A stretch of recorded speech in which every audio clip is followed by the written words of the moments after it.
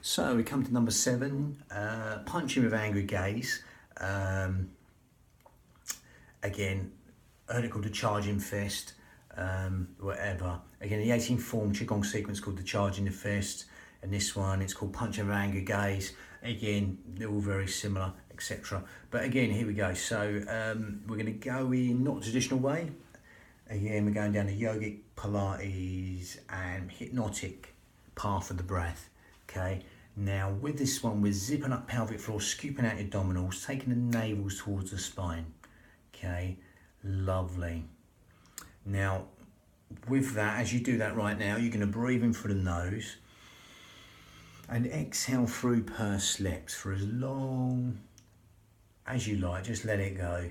Okay, as you exhale through pursed lips, as if you're sort of blowing out a candle through pursed lips, and as you do that, you'll feel that breath coming into them lower lobes of lungs. If you want to be safe in the knowledge that's happening, then just get the 2 middle fingers touching underneath the breastbone, the xiphoid process where it dips there, the palms on the lower lobes of lungs, shoulders down, and as you zip up pelvic floor and scoop out your abdominals right now, breathing through the nose, I'm overemphasizing this for you, and exhaling through pursed lips. Now again, as you can see, this is happening.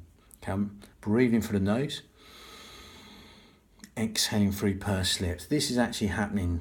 Fingers are moving like seaweed on the bottom of the seabed, even if it's just a micro movement or a millimetre, that's happening. Breathing in and exhaling through pursed lips. Lovely. Now as you do that, safe in the knowledge that's helping you breathe into them lower lobes of lungs. You can take the hands away, safe in the knowledge that's happening, because as you zip up pelvic floor and scoop out your abdominals, there's nowhere else for the breath to go apart from into them lower lobes of lungs. So that will be happening as you breathe in 3D style, organ deep, cell deep, even bone marrow deep, into these lower lobes of lungs, 3D style, into these fish gills, wide and full, as though someone's opening an umbrella inside your rib cage and letting go, or someone's just pushing out from inside your ribs and letting go. Just adding width to the lungs and length to the out breath. That lovely, free, expansive breath. Just coming organ deep, cell deep, even bone marrow deep, into them lower lobes of lungs, the intercostals, the ribs, anywhere but the stomach. Okay, that's what we call lateral thoracic breathing. It helps us use the pelvic floor and the corset in the most efficient manner, helping us breathe anywhere but the belly button, helping us breathe into these lower lobes of lungs, the intercostals, the ribs, anywhere but the stomach. Lovely. So with that, we're going to just go down a more yogic path. As you throw on that corset still, that transverse abdominis, the corset muscle, engage that pelvic floor still, we're going to change it. We're going to breathe in and out through the nose. As we close the mouth now, we go down a slightly more yogic path with that. And that smaller filter for the nose will help us lengthen the breath even longer. Because it's a smaller filter for the breath, that helps us lengthen the breath even longer. Especially that lovely elongated out breath, which is longer than the in breath. Okay, the whole will cycle of the breath will be lengthened as you close the mouth. For that smaller filter through the nose, more cleansing, or one of the types of yoga breath. So it goes down more that path. Lovely. Now you will naturally feel the out breath want to fall longer than the in breath. So just simply allow that to happen without even trying, or try not to try. Allow that to happen. And as you allow that to happen, you will naturally feel yourself want to come consciously to that out breath as you still zip up pelvic floor, scoop out your abdominals, breathing in and out through the nose. As you come consciously to that out breath, consciously take your mind to that out breath and elongate that out breath. Quadruple it, double it, triple it in a hypnotic manner there. We elongate that out breath within your limits without force anything. And as you elongate the out breath longer than the in breath, rather than the breath breathe you, you breathe the breath, that out breath. you will feel all the parasympathetic nervous system responses and benefits from that. Because as you elongate the out breath right now, as you're zipping up pelvic floor, scooping out your abdominals, in and out through the nose, that will encourage the parasympathetic nervous system to be benefited. Sleep, digestion, rest, and relaxation will be benefited by elongating the out breath longer than the in breath. The in breath's conscious thought, the out breath is subconscious thought. So by extending the out breath longer than the in breath, we're just encouraging all the things you don't think about: cellular communication, organ function, process elimination, assimilation, all that sort of health and renewals being benefited by simply allowing that simplicity to relax the mind and elongate the out breath. I think a lot of the yogic postures, that will also help you melt into them postures asanas, as with these motions. Lovely. Again, your count might be 7 in, 10 or 11 out. Not that we're counting. Again, everyone's will be different. Okay, just make the out breath longer than the in breath. Allow that simplicity to relax the mind. So again, we've got a few different mixtures in the breath there. Now you can stick with that breathing. If you want to make it slightly more yogically more advanced for the ujjayi breath, then great. If you can't get it, don't worry. Just carry on breathing like we are now. Otherwise, you want to take it on a little bit further. You grip at your esophagus, okay? And for ujjayi breath, you make this sound. So again, you breathe in through the nose. And you get this raspy, silky, whistling breath from the back of the throat, and you exhale.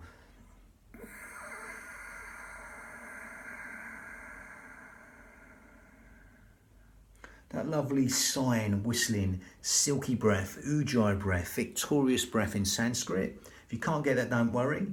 If you're getting it, then that's going to help stimulate the thyroid gland, which helps with weight control, etc.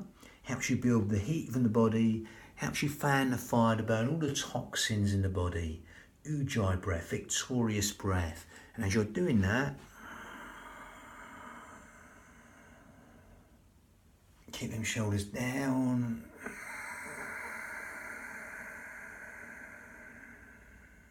That sighing breath will help you focus even more. It's a natural focusing breath that we're overemphasizing from everyday life.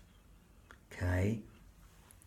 And as you feel the sound of the breath, the feel of the breath, it weaves that tapestry of relaxation. Every single organ, cell, sinew of the body, an inch of tissue.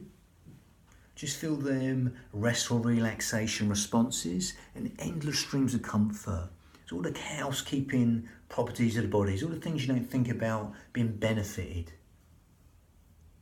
in a massive way. Lovely. But again, ujjayi breath or not, optional. We're going to link this in vinyasa, breath synchronized motion. Lovely. So we're on number 7. So punching with an angry gaze, this one's called, or the charging fist. Nice simple motion. It's basically a punch like a karate kata stance. So again, there's a few adaptations. Zip up pelvic floor, scoop out your abdominals. I'm going to start with the upper body. Again, feet hip width apart. And all you're doing is exhaling out. The base of the cranium is nice and still. It's just the levers moving. Remember, you've got hands supinated with the shoulders down. And then they're going to pronate. They're going to come out. At the end, you're going to get that complete turn here. Into here, these 2 knuckles in here. Breathing in, coming back. But we're going to elongate the out breath on this part. Exhaling out there. Again, if you finish before the breath finishes, if you can match it, great. Then just carry on with the exhale, with that stillness. And then breathing, come back a little bit sharper. That's a nice simple motion.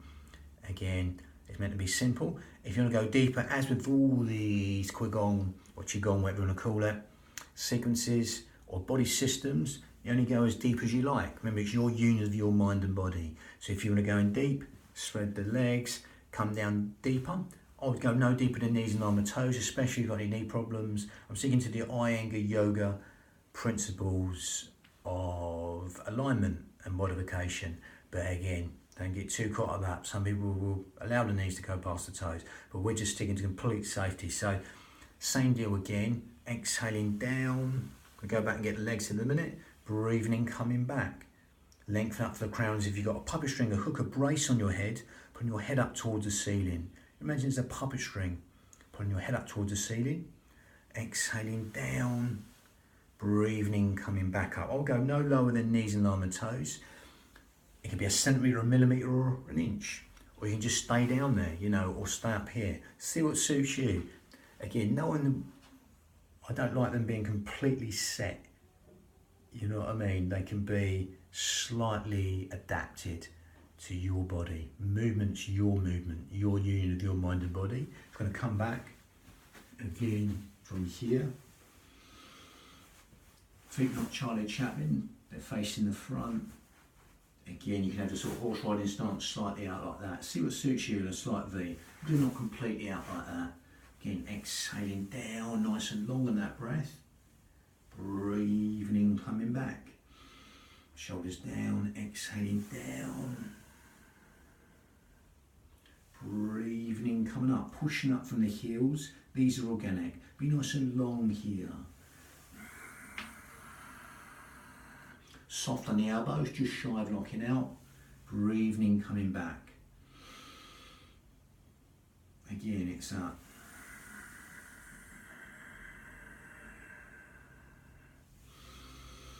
Again, I've seen some here as well, coming across this way and coming back. Again, so again, if you want to do that, you just have a little turn here, and it's exhale, breathing, come back. You root yourself in this leg, you have a little turn. Don't overemphasize this so much. You're sort of coming around here, and you're sort of jamming on this lead leg. You're just exhaling here, breathing, coming back. Exhale, breathing, coming back. But again, you know, just be variable with the movement. Again, with these, we're not going to traditional form, so we'd have to be so specific. So again, just play with the movement, see what suits you. If it feels good to you, if you've got any real bad ailments or whatever, just be really safe with it. You can always move on and progress.